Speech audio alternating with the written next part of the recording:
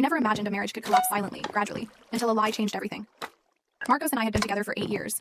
In the beginning, everything was light. Laughter, little trips, plans for the future, that sense of security you feel when you're in love.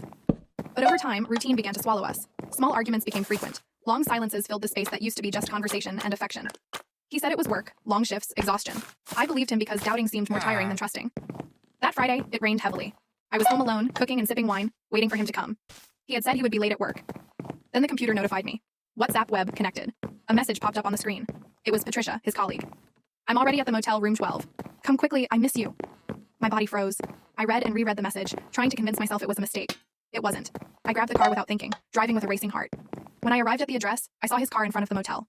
I waited, almost holding my breath, and after a while, I saw them come out, her fixing her hair, him laughing, as if nothing was wrong. I recorded it on my phone because I needed concrete proof to not doubt later. I returned home in silence. I didn't cry. I didn't scream.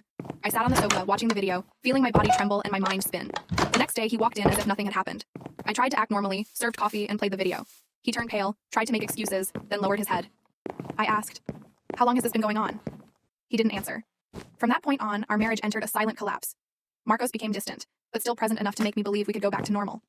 I began noticing subtle changes. Messages deleted quickly, calls answered in the kitchen so I wouldn't hear, work hours he never mentioned. Trust was gone, and every gesture of his reminded me of what had happened.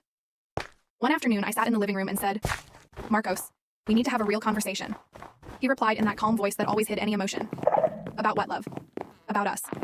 About trust." I took a deep breath. I can't pretend everything is fine anymore. He was silent. We sat for minutes that felt like hours. Then he said, I know. I ruined things.